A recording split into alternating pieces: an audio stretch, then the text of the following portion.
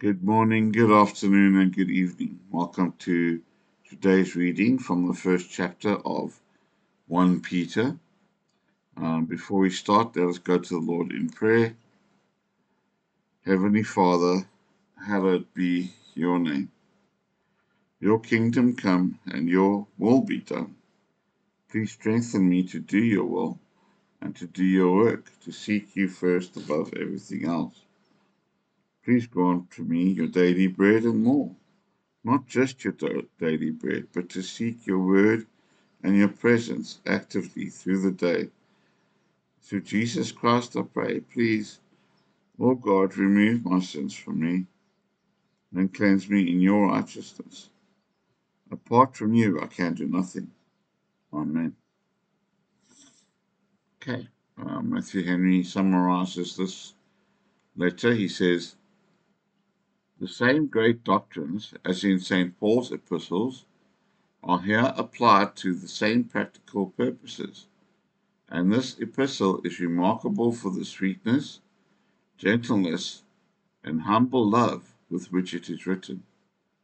It gives a short and yet a very clear summary, both of the consolations and the instructions needful for the encouragement and direction of a Christian in his journey to heaven, raising his thoughts and desires to that happiness, and strengthening him against all opposition in the way, both from corruption within and temptations and afflictions without. You can see how he has separated this into four different parts. I'm going to start with verses 1 to 9. Peter, an apostle of Jesus Christ, to the chosen, who are residing temporarily in the dispersion in Pontus, Galatia, Cappadocia, Asia, and Bithynia, according to the foreknowledge of God the Father, by the sanctification of the Spirit, for obedience and for sprinkling with the blood of Jesus Christ. May grace and peace be multiplied to you. Blessed be the God and Father of our Lord Jesus Christ, who, according to his great mercy, has caused us to be born again to a living hope through the resurrection of Jesus Christ from the dead, into an inheritance imperishable and undefiled and unfading, reserved in heaven for you who are being protected by the power of God through faith for a salvation ready to be revealed in the last time, in which you rejoice greatly, although now for a short time, if necessary, you are distressed by various trials, so that the genuineness of your faith, more valuable than gold that is passing away, but is tested by fire, may be found to result in praise and glory and honor at the revelation of Jesus Christ, whom, although you have not seen, you love, in whom now you believe,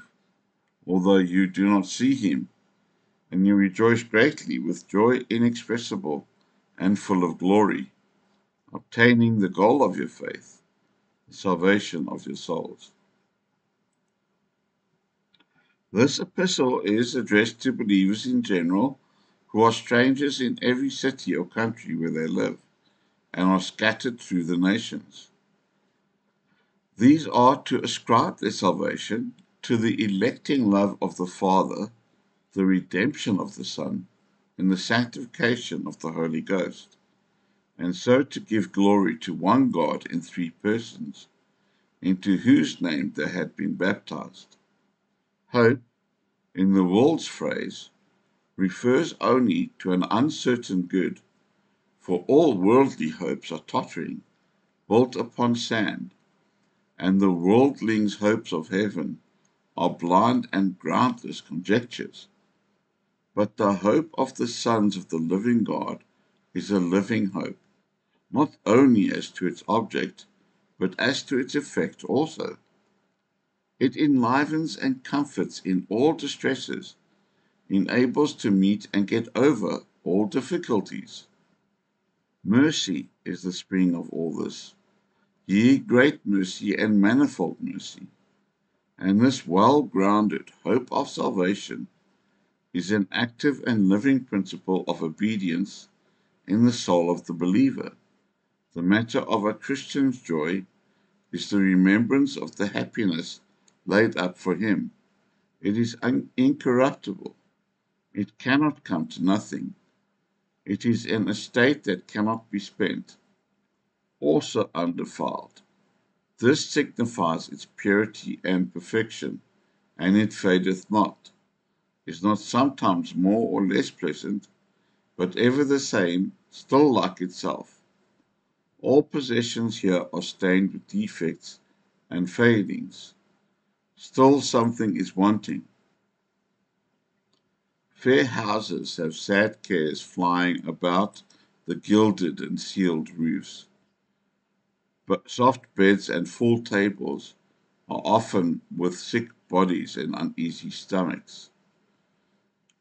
All possessions are stained with sin, either in getting or in using them. How ready we are to turn the things we possess into occasions and instruments of sin, and to think there is no liberty or delight in their use without abusing them. Worldly possessions are uncertain and soon pass away, like the flowers and plants of the field. That must be of the greatest worth, which is laid up in the highest and best place, in heaven. Happy are those whose hearts the Holy Spirit sets on this inheritance. God not only gives his people grace, but preserves them unto glory. Every believer has always something wherein he may greatly rejoice. It should show itself in the countenance and conduct. The Lord does not willingly afflict, yet his wise love often appoints sharp trials to show his people their hearts and to do them good at the latter end. Gold does not increase by trial in the fire, it becomes less. But faith is made firm and multiplied by troubles and afflictions. Gold must perish at last, and can only purchase perishing things, while the trial of faith will be found to praise and honor and glory. Let this reconcile us to present afflictions. Seek then to believe Christ's excellence in himself and his love to us. This will kindle such a fire in the heart as will make it rise up in a sacrifice of love to him. And the glory of God and our own happiness are so united that if we sincerely seek the one now, we shall attain the other when the soul shall no more be subject to evil. The certainty of this hope is as if believers had already received it. 10 to 12.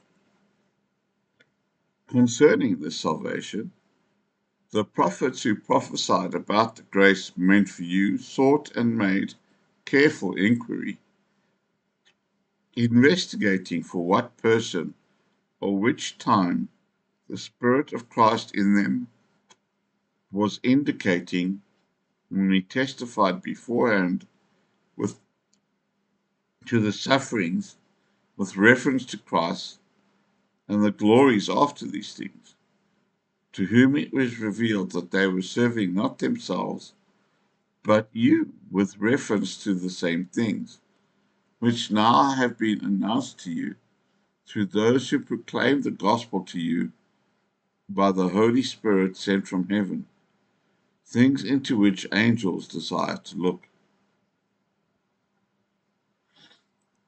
Jesus Christ was the main subject of the prophets' studies. Their inquiry into the sufferings of Christ and the glories that should follow would lead to a view of the whole gospel, the sum whereof is that Jesus Christ was delivered for our offenses and raised again for our justification.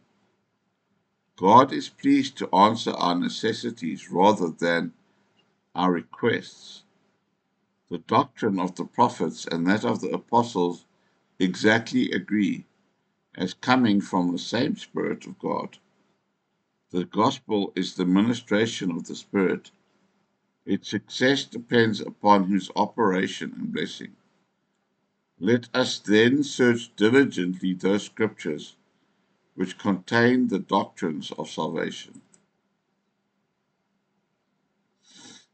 13 to 16. Therefore, when you have prepared your minds for action by being self-controlled, put your hope completely in the grace that will be brought to you at the revelation of Jesus Christ. As obedient children, do not be conformed to the former desires you used to conform to in your ignorance, but as the one who called you is holy, you yourselves be holy in all your conduct. For it is written, you will be holy, because I am holy. As the traveler, the racer, the warrior, and the laborer gathered in their long and loose garments, that they might be ready in their business, so let Christians do by their minds and affections. Be ready, be sober, be watchful against all spiritual dangers and enemies, and be temperate in all behavior. Be sober-minded in opinion, as well as in practice, and humble in your judgment of yourselves. A strong and perfect trust in the grace of God is agreeable with the best endeavors in our duty. Holiness is the desire and duty of every Christian. It must be in all affairs, in every condition, and towards all people. We must especially watch and pray against the sins to which we are inclined. The written word of God is the surest rule of a Christian's life, and by this rule we are commanded to be holy every way. God makes those holy whom He saves. 17 to 25. And if you call on Him as Father, who judges impartially according to each one's work, conduct yourselves with fear during the time of your temporary residence, because you know that you were redeemed from your futile way of life, inherited from your ancestors, not with perishable things like silver or gold, but with the precious blood of Christ, like that of an unblemished and spotless lamb, who was foreknown before the foundation of the world, but has been revealed in these last times for you, who through Him are believing in God, who raised Him from the dead and gave Him glory, so that your faith and hope are in God. Having purified your souls by your obedience to the truth for sincere brotherly love, love one another fervently from the heart, because you have been born again, not from perishable seed, but imperishable, through the living and enduring word of God. For all flesh is like grass, and all its glory like the flower of the grass. The grass withers and the flower falls off, but the word of the Lord endures forever. And this is the word that has been proclaimed to you. Holy confidence in God as a Father and awful fear of Him as a judge agree together, and to regard God always as a judge makes Him dear to us as a Father. If believers do evil, God will visit them with corrections. Then let Christians not doubt God's faithfulness to His promises, nor give way to enslaving dread of His wrath, but let them reverence His holiness. The fearless professor is defenseless, and Satan takes him captive at his will. The desponding professor has no heart to avail himself of his advantages, and is easily brought to surrender. The price paid for man's redemption was the precious blood of Christ. Not only openly wicked, but unprofitable conversation is highly dangerous, though it may plead custom. It is folly to resolve, I will live and die in such a way because my forefathers did so. God had purposes of special favor towards his people long before he made manifest such grace unto them. But the clearness of light, the supports of faith, the power of ordinances are all much greater since Christ came upon earth than they were before. The comfort is that being by faith made one with Christ, his present glory is an assurance that where he is, we shall also be. John 14:3 is where Jesus states that if I go and prepare a place for you, I will come again and receive you to myself, so that where I am, you may be also. The soul must be purified before it can give up its own desires and indulgences, and the Word of God planted in the heart by the Holy Ghost is a means of spiritual life, stirring up to our duty, working a total change in the dispositions and affections of the soul till it brings to eternal life. In contrast with the excellence of the renewed spiritual man, as born again, observe the vanity of the natural man.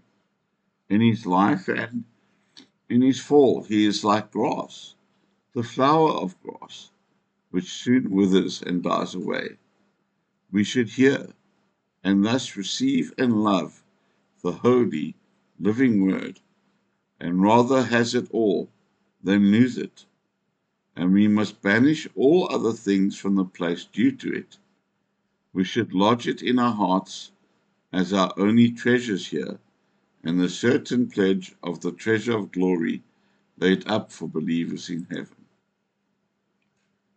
Now, may our Lord Jesus Christ himself and our God and Father, who has loved us and given us eternal encouragement and good hope by grace, encourage your hearts and strengthen you in every good work and word. Don't forget to like, subscribe, and share the word so we can share the word. God bless you.